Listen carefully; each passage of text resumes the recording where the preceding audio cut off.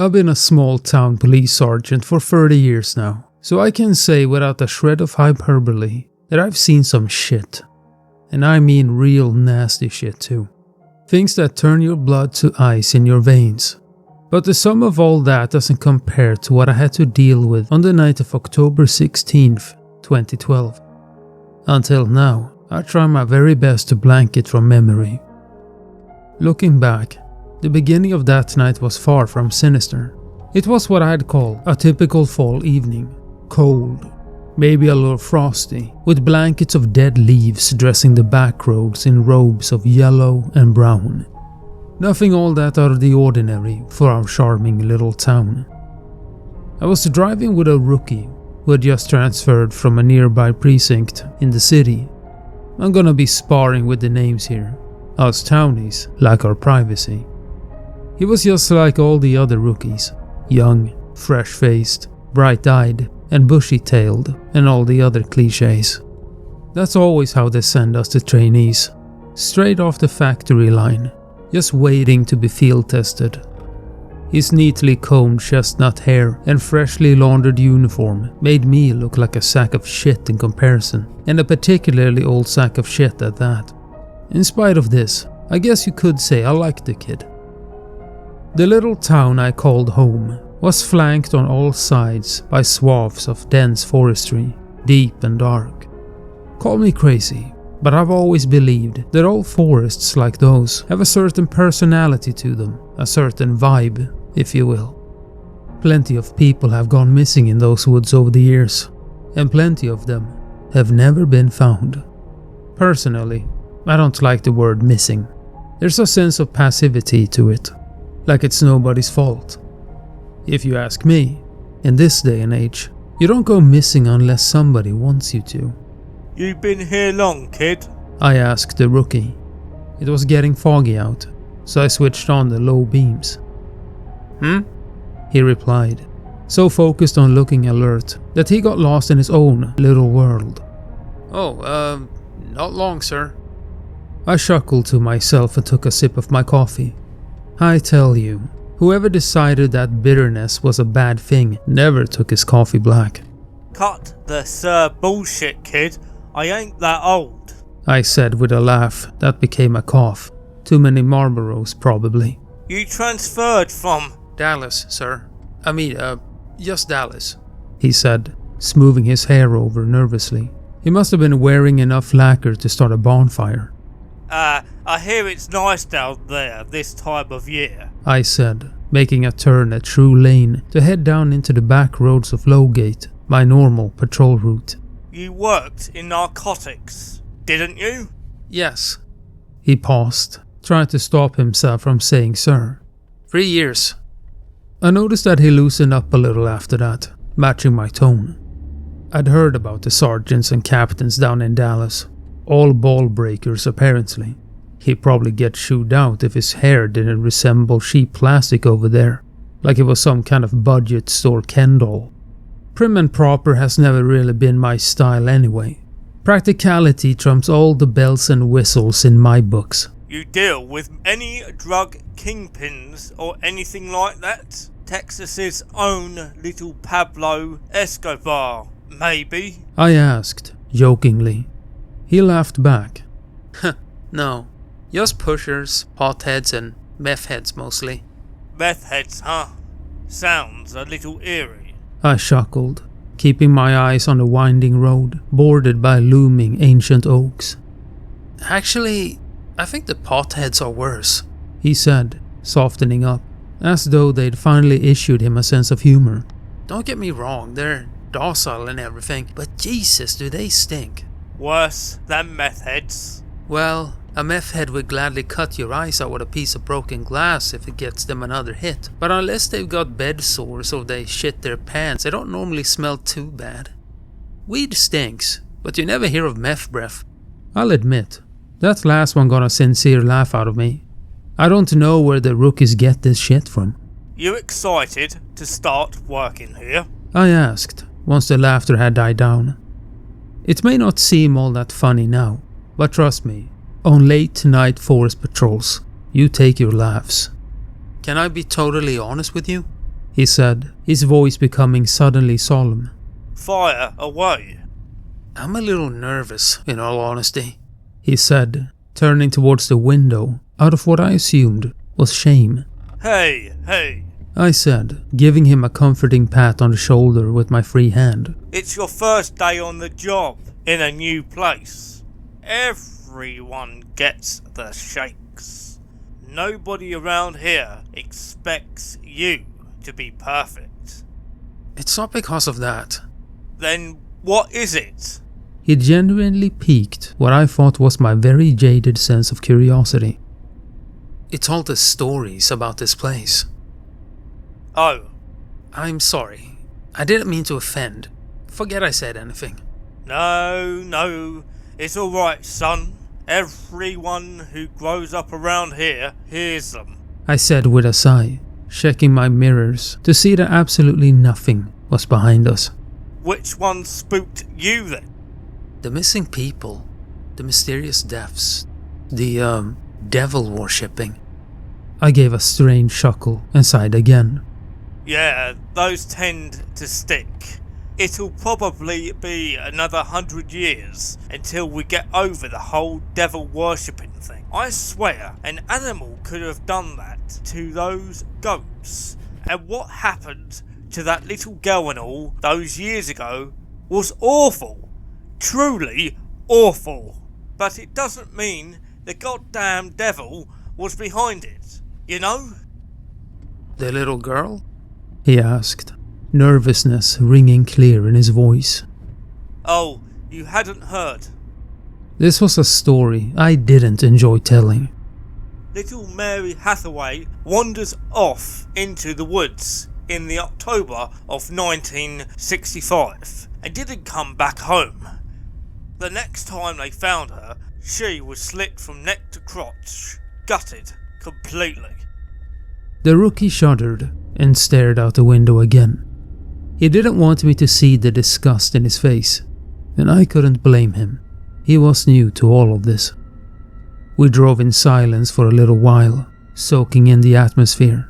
The gnarled branches of the trees seemed to reach longingly for us as we passed, so desperate for good company. He seemed to realize this and shrank away from the window, though it might have been for another reason. There are people in the forest, he said, sounding each word out as though he scarcely believed it himself. Lots of people. What? I asked, sounding incredulous. No, seriously, there are people out there. They're wearing coats with hoods or like robes or something. Jesus Christ. There's so many of them, moving black shapes between the trees. I think they're looking at us. Suddenly, a hump on the road was illuminated by the beams, and I slammed down on the brakes hard enough to give almost anyone whiplash. We both jolted forwards, me into the wheel and the rookie into the dash. Honestly, it's a miracle the airbags didn't deploy. Why the fuck did you stop? He barked at me before realizing that it counted as insubordination. There was something in the fucking road. That's why. I growled back at him, unbuckling my seatbelt and getting out of the car to investigate.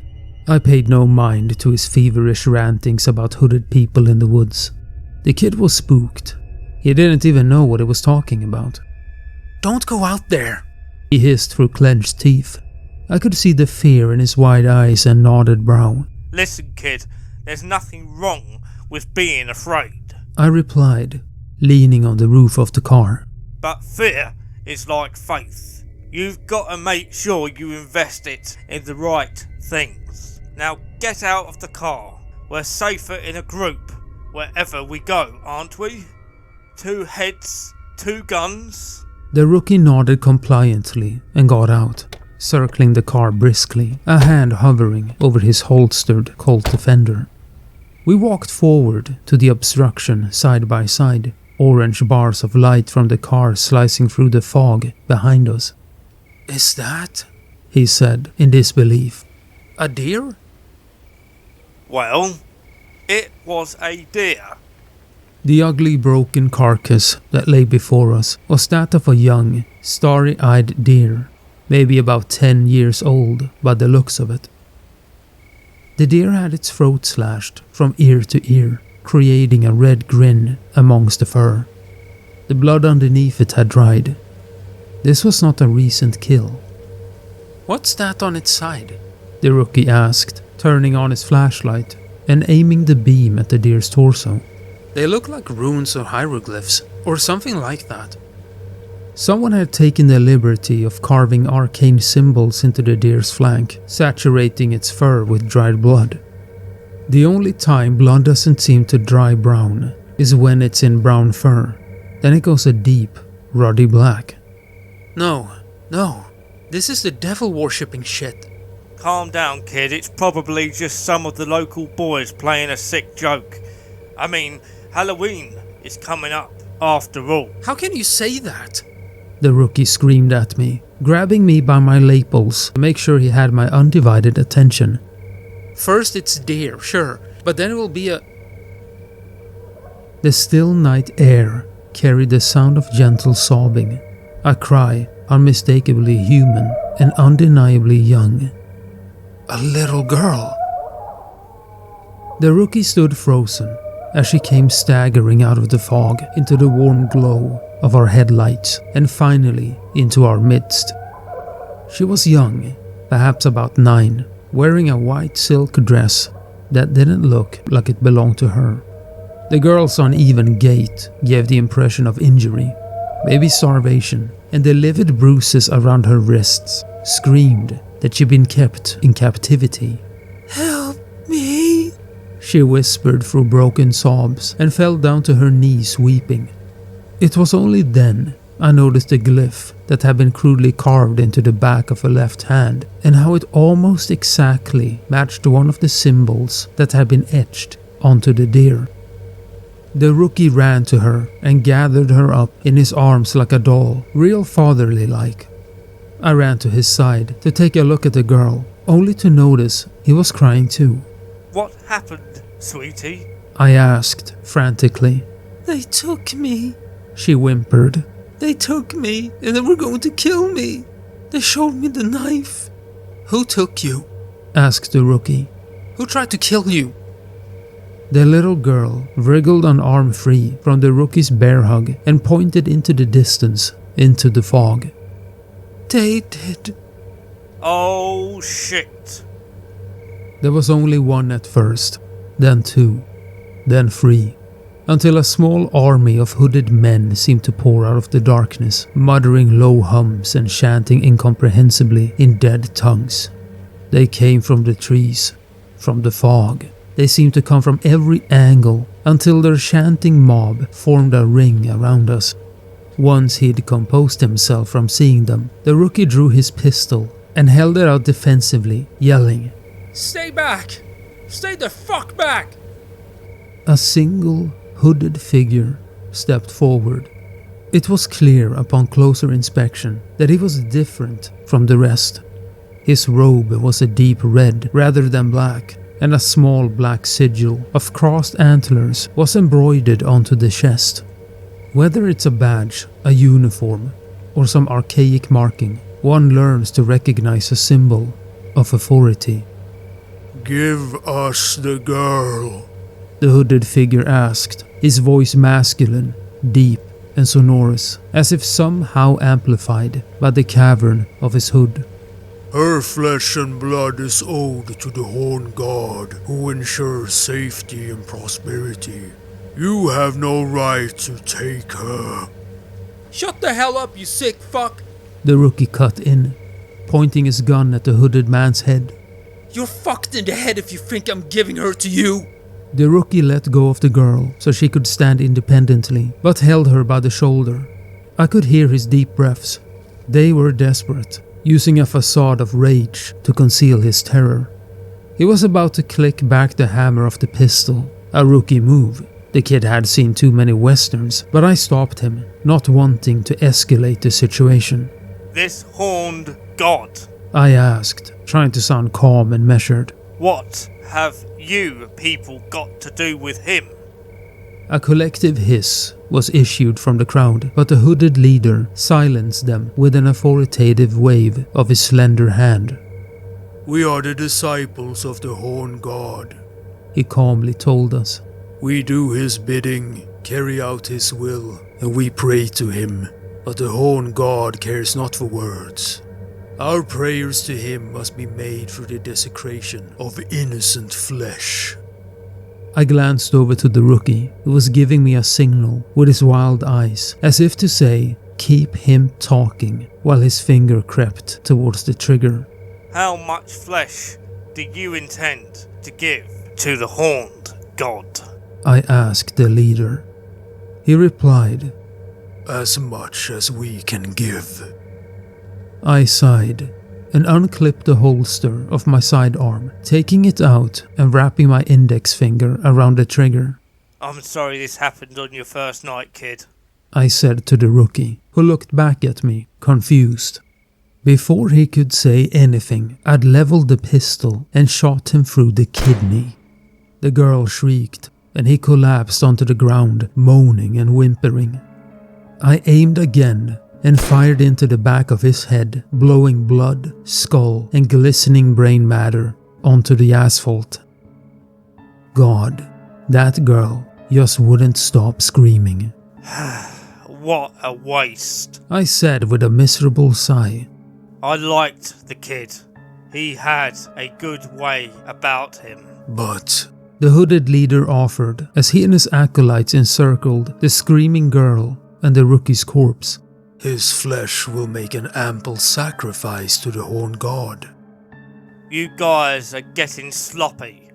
I scolded, staring daggers into them. If you hadn't of let her go, I never would have needed to shoot him. The Horned God works in mysterious ways, my child. The hooded leader purred, while the little girl was dragged, kicking and screaming, into the fog by his acolytes, until her shrieks of terror were indecipherable from a distant cicada's trill. Don't worry. I'm sure he won't allow it to happen again. I sneered in disgust and started trudging back to my vehicle, not even turning around, when I told them, You better take his body too. All of it. And the fucking deer. By the time I reached my cruiser, they were all gone. The disciples, the deer, the girl, and the rookie. I don't think anyone has seen them since. Of course, I told the captain what happened, and we gave some textbook excuses to family members. Killed by a bear, died bravely, tried his best to save the girl, etc., etc. It'd been decades since anyone had needed to kill a rookie because they stumbled in on something they shouldn't have, and I took no pleasure in bucking the trend. I'm not a religious man, never have been, but I've always believed in the idea of necessary evils.